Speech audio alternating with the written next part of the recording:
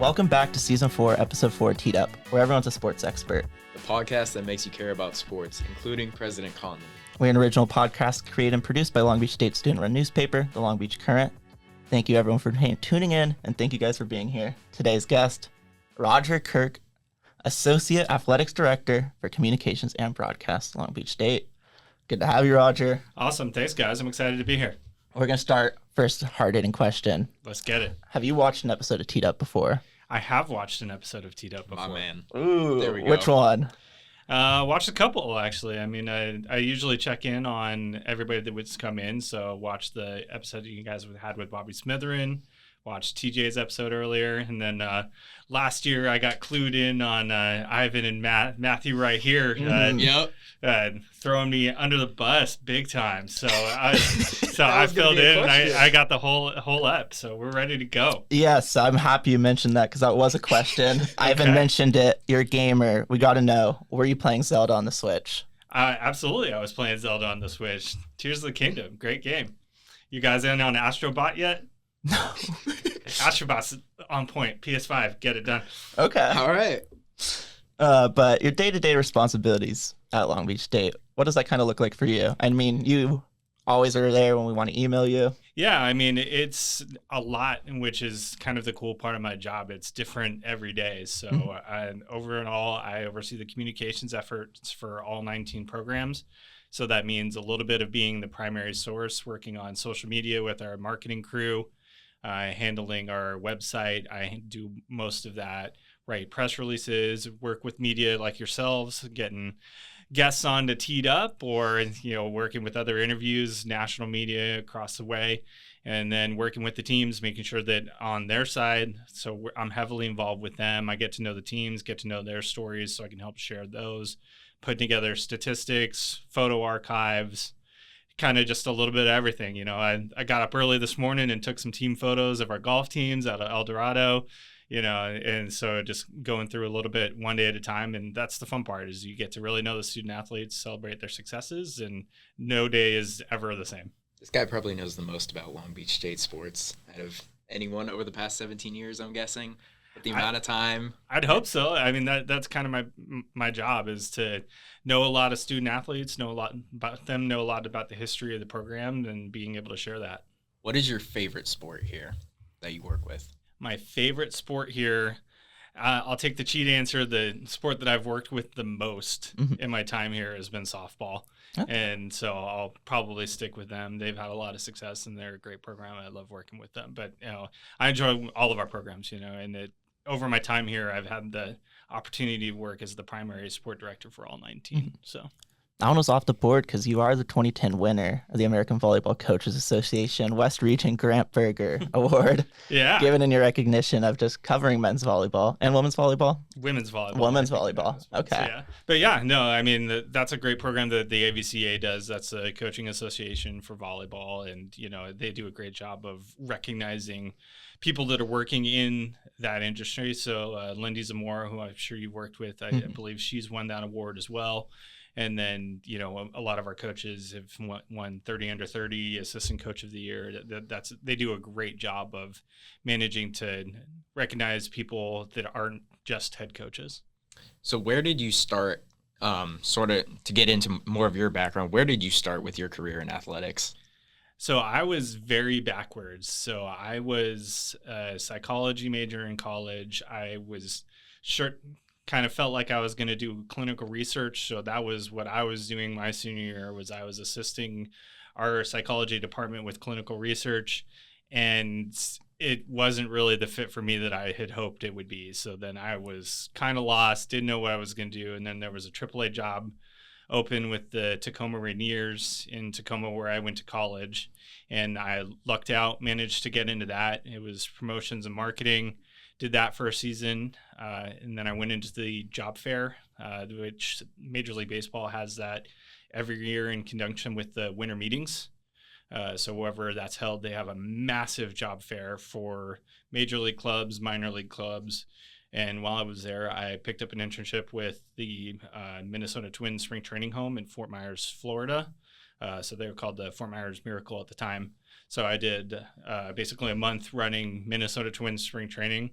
and then went straight into a year of doing baseball there. And while I was there, I had kind of a light bulb moment with our GM in Fort Myers, Steve Gleiner, who sat me down and was like, okay, so what do you want to do? And it was like, well, I really enjoyed the communications aspect. I didn't love the rest of my job here. Mm-hmm.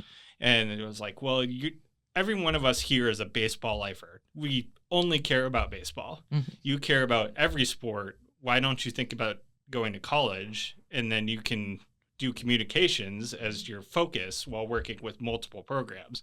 Just total light bulb. I'd never thought about that before, and managed to kind of switch over onto that path, and I've been doing that ever since. You think sticking collegiately has allowed you to kind of still stay invested in professional sports? I know a lot of people say the grind of covering a pro sport. You worked 1 year baseball. Do you even care about anything else baseball-wise if you're covering the Twins, 162?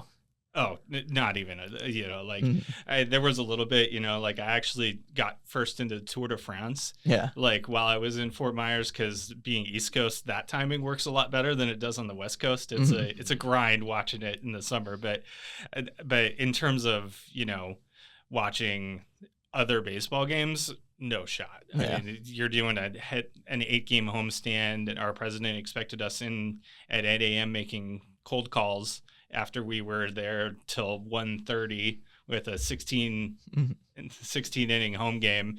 And so it was just absolutely rise and grind for that whole year. It's a whirlwind. I barely remember it. What would you say is the most or what has been the most stressful day on the job for you here at Long Beach State, kind of to jump into your career here? Probably stressful and rewarding. I think both times that we've hosted the NCAA Men's Volleyball National Championship, those weeks are crazy. Just trying to make sure that everything goes along with that. And then our March Madness run this past year was another one. The weeks, for me, it was a little different because I was with the team in Henderson. So got the high of celebrating with the group and, a team that I was definitely part of the inner circle of and felt really close to. And so in the high of that, and then immediately once we got back to the hotel there in Henderson, I'm working, and I probably slept a couple hours a night that whole week, accommodating every request that we had through all of the craziness of that, because with all of the things of Munson and the team parting ways, that caught national attention. Mm-hmm. And so we were running through every television station, every newspaper, national newspapers, so The Athletic is calling, the New York Times is calling, we were on NBC Nightly News. And so until we got on the plane to go to Salt Lake City, I was working and answering emails nonstop, basically. Dan Monson's been a normalcy since you've been here, right? He started the same year you came into athletics. He did. He actually beat me by a couple of weeks. Yeah. So what's that kind of like now, seeing finally an evolution of the program? You've seen so much of it, of where it went, how it's kind of settled, how it came back up, rised, and now finally new pastures. Yeah, I mean, working with Coach Acker has been great, and their staff is super experienced, and they come in with a really fresh outlook, which has been great. It's very different from a style than Dan was, but at the same time, that's not necessarily a bad thing. Mm-hmm. They're very different, particularly in their practice style. Mm-hmm. And that's been fun to see. And it's been fun to see the guys kind of respond to that. And so it'll be exciting to see what they can do. And it's been fun to work with that group. And so that's, just kind of part of my job is to, build a relationship with them, build a rapport with them, and, work in as professional a way as I can to make sure that they're getting their needs settled while, still trying to handle what I need to do on our end from a communication side, and then what I need to do from a media relations side, and helping out other people kind of tell the story of the program. And so working on that together it's been great so far, and I'm excited for the year. Yeah. And then with this 2024 team, kind of the back end of the job, we've only had 3 players return from last season's team. What's it kind of like having to put together 12 more bios? It's kind of part of the job now. It's not just basketball, but every sport. We have about 400 student athletes, and you had an idea that you would be, on a regular year working with about 100 new student athletes, and now we're probably closer to half or a little more over half that are brand new. So in terms of men's basketball specifically, that's been wild, just having to introduce myself to a bunch of new people, and particularly because it's more than half, where even with a normal year with some turnover, I'm going in and I'm saying hi to the guys I know and saying what's up. But now I'm just talking to Jason Hart and Varick Lewis, and everybody else is like, I have no idea who this guy is. So but that's going to be the fun part about it too, because it's an opportunity to get to know those guys as we get going here in the year. Keeping the theme with basketball right now, you guys got walk-on tryouts today. Exactly. It's going to be fun. We contemplated trying out. What do you think my chances would have been making the team today? I'm about 5'8", scrawny. I'd say my pro comp, probably Steve Kerr, but less consistent jump shot. Okay. Can you run a flare? Yeah, I could do it. Can you run a pin down? I could do it. Okay. I should have tried out. There's still time to go get my physical right now. There is. Yeah, no, I mean, that's the thing. I think the key to what they're looking for is that we had an open spot on the roster, and so they're looking for somebody that's going to give us a little juice, going to come in with a good energy, which you have. Mm-hmm. So step in the right direction already, and then going to be able to help run a scout team without, we don't have time to teach you how to play basketball, but if you know how to play basketball, come in, ready to rock. Right here. Bring a good attitude, and bring professionalism. You're set. You're a member of Long Beach State men's basketball team. Okay. Student athlete. I want two answers for this one. One professionally and then collegiately, but best game you've ever been to? Probably my favorite game that I've attended professionally, as I'm an Arizona Cardinals fan. I grew up in Arizona. That's my burden to bear. But we did have one shining moment in the sun in 2008 when we made the Super Bowl, and I basically mortgaged my whole year's salary to go to the NFC Championship game. Against the Eagles, right? Against the Eagles. I remember that game. And Larry Fitzgerald had another monster game. He had an incredible run that entire postseason. And so I was right on the 50-yard line in the upper deck. Great seats there at State Farm Stadium, celebrating the NFC Championship. That's the most fun I've had. And, I mean, in terms of back and forth games, probably not the craziest, but in terms of fun, I had the most fun there. Collegiately is harder because I've been to so many. The favorite game that I've seen was actually 3 years ago when we lost in the championship game for men's basketball, but was in the semifinals. Santa Barbara was a huge favorite. We'd come in and we're right behind them at the very last second. They score, and then we come back to tie it. And then we find Jadon Jones in the corner. He hits a deep Steph Curry-esque three to send us to the championship game. And that was a massive shot from a great guy and, a team that really liked and deserved some success. And that was cool to see. He's going to be fun to watch at Oklahoma this year. I'm going to watch him. You're going to watch Jadon Jones at Oklahoma? Well, jumping over to a quick little intermission. Okay. I think you've seen Teed Up. We do our breaks here. I don't know if you know this season's just revealed last episode, but this season we're talking about corn. We got a corn break. All right, corn break. 3 set of questions for you here.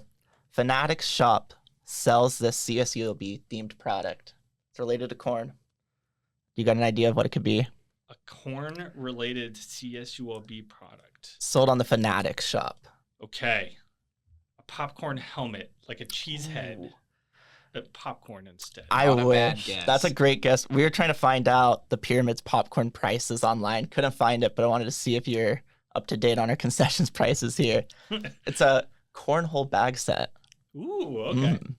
And then this one, taking it back to Minnesota Twins. You worked in the organization. Their high A affiliate. Can you give us the name? Their high A affiliate now. I don't think it's still in Fort Myers. If it is, they are now the Mighty Muscles. Oh, it is not Fort Myers. Yeah. It's got to be corn related here. Corn related. Yeah. Okay, I have no idea then. Cedar Rapids Kernels. Okay. And then the last one, this one might be a little tougher, but staying in the realm of the Kernels, didn't go to Long Beach State. Nearby, Millikan High School graduate and draft pick made his professional debut for the Kernels before getting a big league opportunity with the Reds. Is that Singleton? Spencer Steer. Okay. That was a little intermission with some corn-related stuff. I like it. So you've been in the sports industry for some time now. Who would you say the coolest person you've gotten to meet working in athletics has been?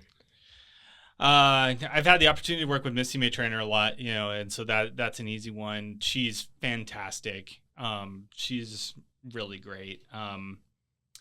For me personally, being an Arizona guy, I think probably the most fan moment I've had, the only time I've really been starstruck was, and this is probably a deep cut, but Miles Simon worked as a color analyst. He hit the game-winning shot for Arizona's one national title, which came when I was in high school.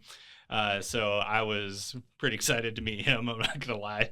And I still have a great voicemail from Bill Walton, RIP, which is a pretty good, fun move to pull out, where it's just like, Roger Kirk, this is Bill Walton. Which is a hilarious way to open up a conversation. But And then another little CSUL beat thing.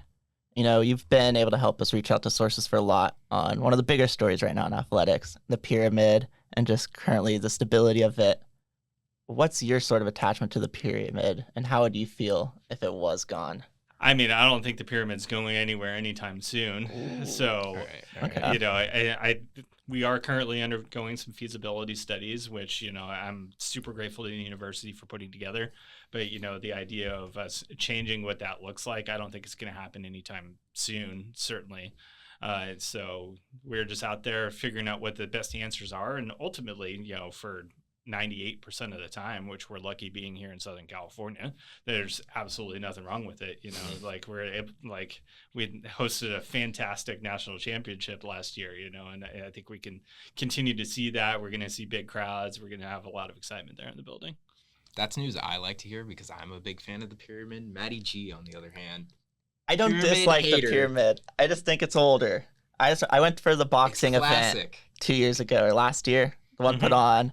And I remember the concessions line wrapped like the whole pyramid, and we had gotten little free meals, and I was like, I'm not waiting 50 minutes in line just to eat food while I'm trying to cover sign. I think we could do more with the pyramid concourse up there. There's a lot of empty space. I was in marketing last year. Sneak peek. We got some stuff coming, so it's going to be fun. All right. Okay. I'm tuned in. You mentioned... It's not corn related, it's chicken related. Ooh. Popcorn chicken. So we got some stuff going on. All right. You mentioned working with Misty May Trainer a bit. We kind of touched briefly before the show started about this being the 75th anniversary of Long Beach State. Absolutely. Currently in the process of making my top 10 athletes at Long Beach State. I think I got 1 through 9 pretty set. I'm looking for that 10th spot. What athletes here have been really just a pleasure to watch, and some of your favorites? Okay, so I got to throw one out there who predates me even by quite a bit, but I believe all the old heads that tell me that Ed Ratliff was absolutely the truth.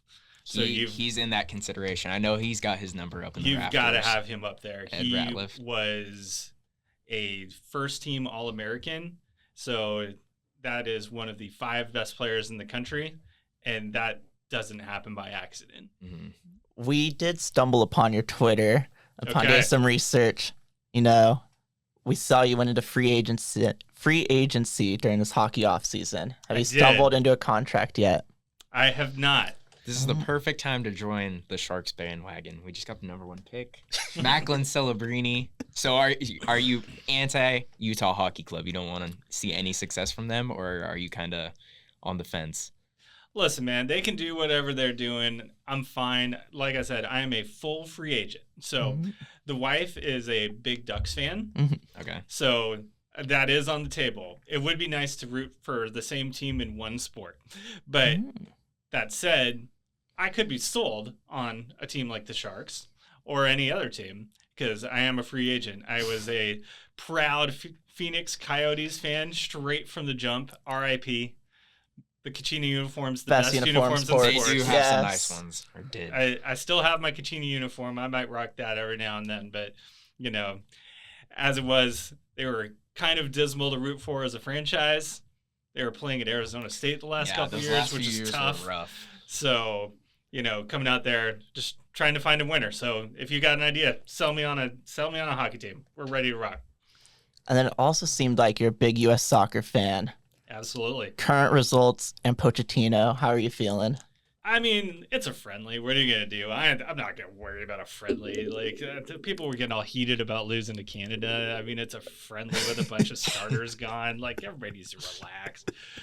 Pochettino isn't even there yet. Mm-hmm. So, Poch is there. That's exciting. That's going to be fun to see what that looks like. I'm never really seen a manager come in and try and do a high-intensity pressing with the national team. But if any group of players can do it, it's our pool. So I'm excited to see what that looks like. And obviously the women's team crushing it under Emma Hayes. So that's a big win too. It's the Chelsea link up. It's finally happening. Yeah, it's going to be good. I mean, if Pochettino can turn it around like Emma Hayes did for the Olympics, going to be locked in for the World Cup. Sticking with your teams, Mariners over Diamondbacks. Not Arizona. I'm going to take a guess. Is it because expansion later on? Was that your team as a kid, or? Yeah, so that's absolutely a timing thing. So the Diamondbacks started in '98, and so I grew up as we would just go to spring training and kind of catch whoever, and so like down there, and particularly as a little kid, it would be like whoever we ended up seeing and who was cool. So like I was a Rockies fan for a hot second because I played catch with Brad Osmus, which was pretty cool. He was the catcher for the starting catcher for the Rockies, and like we were waiting around and it was like, "Do you want an autograph?" I was like, "Nah, I'm good, thank you, sir. I just wanted to meet you." And it's like, "Well, let's play catch instead." So did that for like 5 minutes because I was the only one down there, which was pretty legit. And then Ken Griffey Jr. and can't go wrong with the kid. Edgar Martinez, Jay Buhner, that group. So like I'm a huge fan of them. So like they were kind of my favorite team without having a favorite team growing up. And then I got big on the Diamondbacks for the first year, and then I went into college up in the Seattle area. So just going up to that beautiful stadium at T-Mobile Park, and they were so good that summer, and they were so fun. Ichiro had just arrived in 2001 while I was in college. So like I'm going up to games to see them all the time. They're winning every time we go up there. It was a blast. And so I've stuck with them ever since. 116 wins. And then what was it, like 20 years without making the playoffs? 21 years? Yeah. Longest. That was rough. Longest drought in professional sports. But they weren't always terrible. Yeah, they were right on the cusp for a lot of years. I mean, they had good players. They had Felix Hernandez for... So, like, it wasn't as dreary as a lot of my other sports teams, professional teams. So, you know, it was kind of like, oh, okay, they're still fun to watch. They're very classic Mariners where in April, everybody is like, oh, this is classic, like the Cubs stereotype, but it's exactly the same in Seattle where the weather's starting to become nice. Everybody's like, oh man, this year I can't wait to go to a bunch of Mariners games. They're going to be great, and they're just going to be so good this year. This year is the year, and absolute true belief every year. And I'm going to be the same next year, even though they have no reason to warrant that with their play this year. I still do that with the Angels, but being that Mariners fan, being in media, have you watched the John Boyes series, Dorktown? I haven't. I know of John Boyes, but I have not watched Highly recommend it. Goes through the whole Mariners history, talks about that outfield of Buhner, Ken Griffey Jr., something called like blurping. Okay. Yeah. Where Buhner would purposely burp, then throw up. Got the whole outfield, center field, throwing up all at the same time, all three players. Just great stories about a weird franchise. Yeah, that sounds like Buhner for sure. So I'll have to check that out. How are you feeling about the Cardinals this year? I mean, we're 1 week in.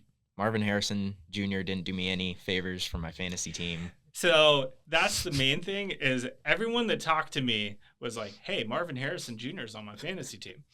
And you're the spokesperson for the Arizona Cardinals. That. I get it. I know that. And I was like, I'm not sure that's going to happen because our offensive coordinator hasn't shown me a lot of love yet. And then it didn't happen. So that's okay. Week 1, tough game against the Bills. We'll see how this weekend goes. Was there a time you believed in Josh Rosen? Not just Rosen, no. I have had some embarrassing true believers moments. I really thought Max Hall was going to be the guy. Really did. You know, it was We all have those moments. Watch him at BYU. I thought he was going to be so good. It was like, oh, this guy can run and throw. It didn't happen. One of my worst moments was I comped a 6th-round draft pick to Tom Brady when I was first doing media. Jake Luton. I think he played like 2 NFL games, threw like 6 interceptions. He had the frame, threw no picks in college. I believed in him. Yeah. The Josh Rosen thing, I understood why they did it, but also I was fully on board when they took Kyler The very next year. It was like, yeah, that's the right move. You got to do that. Teams got to realize that sometimes. That's my thing with the Panthers this year. They got to realize I don't think Bryce Young is going to pan out. I'm already ready to move off on him if I were them. But Kyler has his limitations, but also Kyler can be really exciting. So yeah, you got to roll the dice with that. And then growing up, did you play sports? I did. Yeah. So I played soccer as a kid, and then basketball, and then I played high school basketball and football. I was average to below average. And then I played rugby for a little bit in college. So that was kind of how I stayed in touch with that. But again, it was never a superstar, but always enjoyed it. Kind of like me. Yeah, I feel like that's a lot of people's stories. And then we go to cover it instead. Yeah. It works out. Exactly. That's another thing with me not trying out for the walk-on. I probably don't want the people I'm criticizing in articles to realize my skill level on the basketball court. So it's probably just keep that to myself. Okay. But yeah. We'll finish it up with one more question. Favorite all-time athlete or an athlete you'd want to meet the most? Larry Fitzgerald. Larry Fitzgerald, Larry Legend. I did have one more, actually. All right. Okay. Keep them coming. Let's get it. The reason you've been in Long Beach so long, what do you love about the city? You know, it's been great. I think in terms of just my own personal life, I married a girl from Long Beach, proud Los Alamitos Griffin.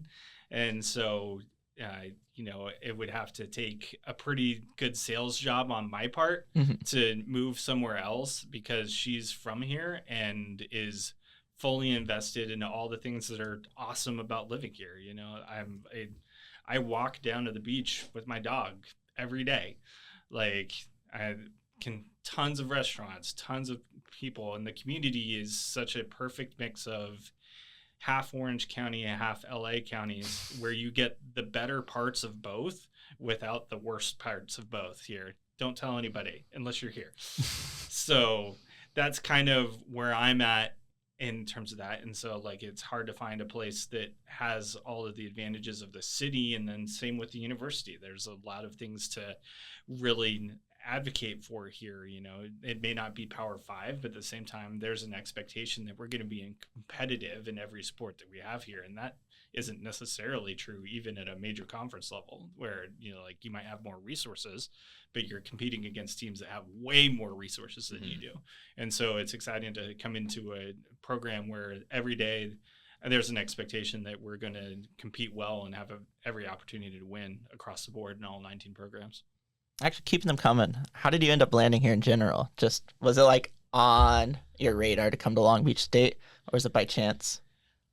Very much by chance, honestly. So I started out at Fresno State, so I hooked on there, and my baseball background actually really helped me get that job. Where like because I'd done 2 years of baseball, then my primary sport while I was at Fresno State was baseball, and then I had kind of done my time there and was looking around and had the opportunity to get the job here, and it was volleyball and softball primarily, and so managed to pick that up. And then again, just having a baseball background was something that they really liked, and also I had a volleyball background that I was more comfortable with volleyball than they'd expected, and I'd worked volleyball at Fresno State, so it was like, oh, like you have experience in the two sports we're hiring for, great. And I had an opportunity just because Fresno State and Long Beach State, even though they're not in the same conference, did play each other quite a bit.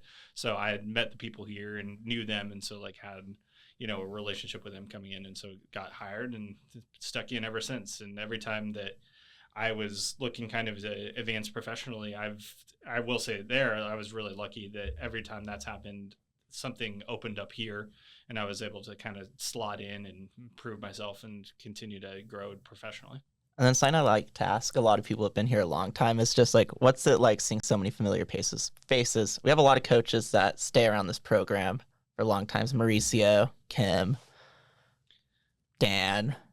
Yeah, I mean, I think that's part of the thing is that this is a place where you can win. And so you have the support as a coach, and it's also just from a holistic standpoint, the pressure at the highest level isn't quite the same. Where if you're running a clean program, you're graduating student athletes and you're winning, there's an opportunity to stay here that you may not have even, without having a national dynasty, which is going to destroy what even a semblance of a personal life that you may have as a head coach. So, and then NIL pitches, do they ever come to you? Not yet. I have been a little bit of work on it, but yeah, I mean, give us money. Come on. Okay. I want to know You the want us to weirdest win? Give us NIL money. pitch. Let's That's go. what I was looking for. The weirdest NIL pitch you've heard, but none. Oh, like company-wise? Yeah, reaching out to Long Beach. Usually they work directly with the student athletes, so I usually see them after the fact. So I'm sure you've seen the wilder ones that I've seen. So most likely, yeah. Anything else, Maddie? Do you think Long Beach State should join the Pac-12 in a couple years, or the six? Now it's the six-pack. I would. I mean, we don't have a football team, so I mean, I think that's going to be a hard sell for them. Yeah, it would be very interesting to see. But I think the Big West is a great fit from a conference standpoint. Like the travel's the right kind of travel for us, and in terms of our key sports, a lot of them would be a downgrade, honestly, against that Mountain West group. Yeah. How do you feel about the conference realignment with kind of the power? Come on, man. Me too. Old school, but it just makes no sense, especially like teams like Cal or Stanford in the ACC, the Atlantic Coast Conference, and you got to travel. I mean, it's tough for the smaller programs. That's where I feel for them. It's where if you're UCLA softball, you've gone from being one of the better conferences in the country and now to you gotta go flying to Rutgers or Maryland every weekend, as opposed to playing the best teams in the country every week in and week out. So that's difficult, but at the same time, I understand the financial aspects of it, and the smart administrations are having to make the decisions that they have to make. Yeah, that's kind of where I'm at. I know you're a big put all the good football teams in one conference. I'm pro Pac-12, but I actually like the Big Ten. I think it's fun. There's a lot of good programs there. Seeing USC play top programs every week. As a gamer, let me just put it this way: I put all the conferences back to where they needed to be. Okay, that's the way to go. There you go. There we go. You're realigned. Classic Big 12, classic Big 10, classic Pac-12. I love hearing that. That's good. Keep the rivalries. Keep them all in the same. Yep. Yeah. The only thing is, I just want Notre Dame to align somewhere. I don't just put like them in the ACC. It's fine. Yeah. Or that would be the only one that makes sense for me in the Big Ten. I mean, it's already in that Midwest sort of region, but. And then Roger, you got the mic. What do you want to let the listeners know about the fall sports schedule, spring sports schedule? What do we got to anticipate? So the basketball schedules are out. Some really good games on there. Women's basketball hosting UCLA. That's going to be a massive one. The guys are going to Gonzaga, and we have two really good home games in non-conference in Portland and Fresno State. Got kind of an interesting wrinkle, which I think is going to be good for students. We are playing a week of conference games early in the year in December. So we're going to have the first two conference games while students are still in session that last week of December, or first week of December, sorry.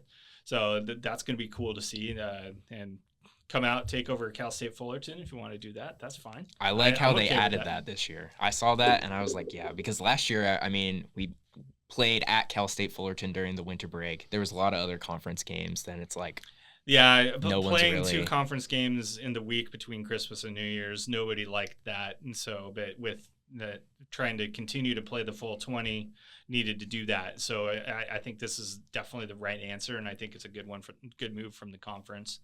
Let's see. The spring schedules have come together. Going to be some fun stuff. The fall teams are all playing really well, so that's going to be fun. And students are always free. So remember that. Anybody that sees that, that's a huge one. We want to have our students make the atmosphere, and it's such a huge part of what we do, and it's going to be a great year, and I'm excited to see it. And then speaking of that atmosphere, how do we get back to the Monson Maniacs? I don't think we're going to have the Munson Maniacs exactly, but yeah, man. Just come out here and join the sand pit. It's going to be crazy. It's going to be fun. The Acker attack. We're gonna win some games. So like if we stay healthy, we're definitely gonna win some games. So it's gonna be cool to see. I got another one real quick. Let's go. How much do you anticipate when the schedules come out? Because I mean, you get to travel with the team and stuff and go to all these different locations. How much do you anticipate these schedules coming out? Or were you excited when you saw Gonzaga on the schedule? Oh, I know absolutely. you get to go to San Francisco too. I'm gonna try and make it out to that game. But yeah, just some of these different stadiums, different venues. What's been sort of like the coolest one you think you've seen or been to? Great question. Yeah, no, that is one of Michigan the last year. Absolute coolest parts of my job is getting to see some of those places. So for me personally, yeah, no, I'm looking to see if there's a place on the schedule that I haven't been that I would love to check off. So like, there's a couple of those. There's a what could have been COVID year game that I'm really sad about. But, in terms of the great ones, winning at Michigan last year was awesome, and they were so first class to us. Do we have time for me to tell a story? Yeah, go. Okay. So, we get out there, and we try to do travel trick, so we had a shoe bag, which a lot of programs do. That's not unreasonable, but so, the guys don't have to pack their own shoes. Everybody just puts their shoes in a shoe bag. So we get to the airport, grab everything. We get to the hotel. Our shoe bag is other team's uniform bag. So some high school team has all of our shoes, and we have their uniforms. So behind the scenes, everybody's trying to work that out, but it turns out we went in completely opposite directions. So we're not going to be able to get shoes. So we get shoes for everybody except for Lucina Traore. Bizzle's a 16, and there is nowhere in all of the Ann Arbor, Ypsilanti area that sells a size 16 Nike. So Michigan sets us up, and so Bizzle's wearing a Michigan branded 16 for the game that we end up going out there and beating Michigan. And he had a great game, but they were so great to all of us, even through the win. We toured the big house, which was super cool. And so getting to do all of that was fun. Some other great atmospheres. Kansas was unbelievable. That was a great trip. Wichita State was lit. That's probably the loudest stadium I've ever been in. We played Wichita State for their home opener. Louisville was super cool. North Carolina was super cool. We've gone to a lot of great places. I've been really lucky to do that. That's been a huge part of my job. That's definitely something that I kind of envy when I see your job. I mean, I like going to all the local games at different venues I could go to. I tried going to all of them last year, like San Diego State. USC was pretty awesome last year. That was crazy. That was pretty awesome. Pepperdine's baseball stadium, crazy. Yeah, that USC game was so weird because it was so full, but they were so uninvested except when Bronny came on the court. Yep. And they were up 17 at halftime too. It was great comeback. Yeah. Awesome. The guys, I mean, another chance of that team really showing their character last year, which was fun. They definitely had some ups and downs, but when they came together as a group, that was a special team. I feel like they always rose to the occasion. Sometimes there'd be games throughout the middle of the week where they'd kind of underperform against teams that they should have beat, but when there was a lot of big games, I mean, they beat Michigan, they beat USC, they won the Big West tournament. So it was a fun year for sure. Absolutely. Last year. All right. Yeah. Thank you. Of course. Thanks, guys. No, this was fun. Appreciate you having me on, and appreciate everything that you guys do to help cover and promote Long Beach State athletics, particularly with our students. The students are what makes us go. So thank you. Yeah. So thank you so much for joining us for season 4, episode 4 Teed Up. Thank you to our video editor and producer, Aiden Swanapool, and our multimedia producer, Elle Nicklin. If you want to stay up to date on the latest in Long Beach State sports, check out our website, lbcurrent.com, and follow us on socials at lbcurrent. Thank you so much for listening, and see you later. Roger, you've seen the episodes. You got to throw up the big heart. See, the problem, I'm a millennial heart. Sorry, guys. That works.